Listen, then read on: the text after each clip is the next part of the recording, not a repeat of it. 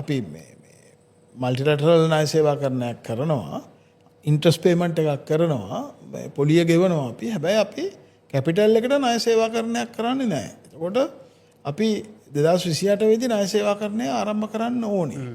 මෙන්න මේවා දිහා බැලුවහම ඔයාට පෙනෙයි මං කියන කාරණේ මට නම් මේකේ මේ පරතරයේ ගැටලුවක් තියෙනවා. ඒ කියන්නේ 2028 පොඩි ප්‍රමාණයකින් ණය සේවාකරණය ආරම්භ වුණාට 2030න් පස්සේ අපේ ණය සේවාකරණය වැඩි වෙනවා. 2043 දක්වා අපහු අඩු වෙන ප්‍රමාණයක් තියෙනවා. එතකොට ඒකට අනිත් පැත්තෙන් මට පේනවා වෙළඳ පොළ පිළිබඳ තියෙන විශ්වාසයේ යම් බිඳවැටීමක් තියෙනවා. එක හොඳම නිදර්ශනයක් තමයි විනිමය අනුපාතිකය මේ දවසින් දවස උඩයට යන එක.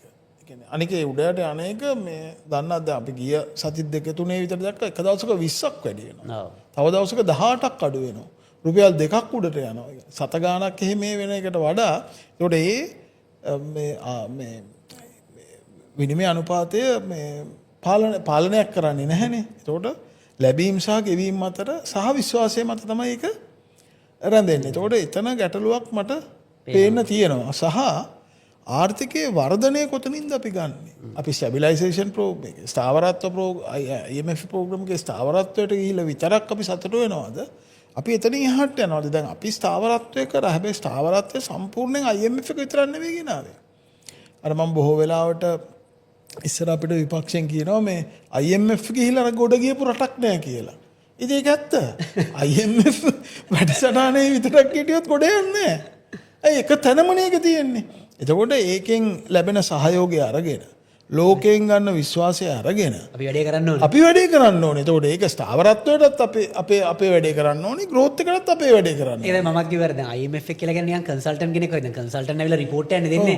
ඊට පස්සේ කම්පැනි එක ඇතුලේ කරන වෙනස්කම් ටික තමන් කරගන්න බෑ. කන්සල්ටන්ට් ඇවිල්ලා ඒව කරලා දෙන්නේ නැහැ නේ. ඇත්තට මොනිටර් තමයි මොනිටරින් ජොබ් එක කරනවා ඒගොල්ලන්. ඒගොල්ලන් අපිව මග පෙන්නනවා. ඒගොල්ලන් නැතුව මේක කරන්නත් බෑ.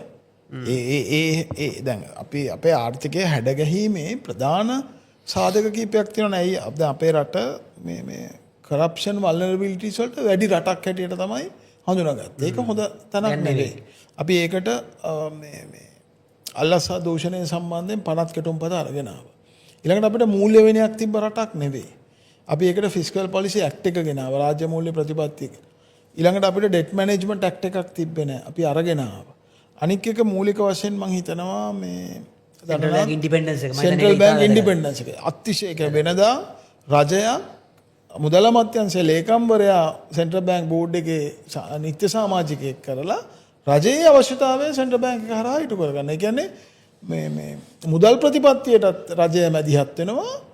රාජ්‍ය මූල්‍ය ප්‍රතිපත්තියට රජය මැදිහත් වෙනවා. එතකොට අපි එතන ගෙනවා. ඊළඟට දැන් අනුගමනය නොකලට මං හිතනවා මේ වගේ අර්බුදයක් තුල මේ ඉකොනොමික් ට්‍රාන්ස්ෆෝමේෂන් බිල් එක ආර්ථික පරිවර්තන පනත අපි මම හිතන මාස අපි අයින් වෙන මාස දෙකකට විතර කලින් අපි සම්මත කරා ක්‍රියාත්මක කළා නම් අපි අර බලාපොරොත්තු වෙච්ච ආයෝජනයට යම් හිතකර පරිසරයක් එනවා. ඉතින් මම හිතනවා රජය මේ සම්බන්ධයෙන් අවධානය යොමු කරොත් හොඳයි. මොකද අවසානයේ මට දැනෙන දේ තමයි මේ ආර්ථිකයේ පීඩනය දරන 2022ත් ඕක වුණා. ලයිට් කැපිලා පොලිම වෙනකන් සාමාන්‍ය මහ ජනතාවට දැනුන්නේ නැහැ. ඒක එක සැරේටම තමයි යාලට එන්නේ. හැබැයි ඒකයි මාත් කියවර බැංක්‍රප්ට් වෙන්නේ slowly and suddenly.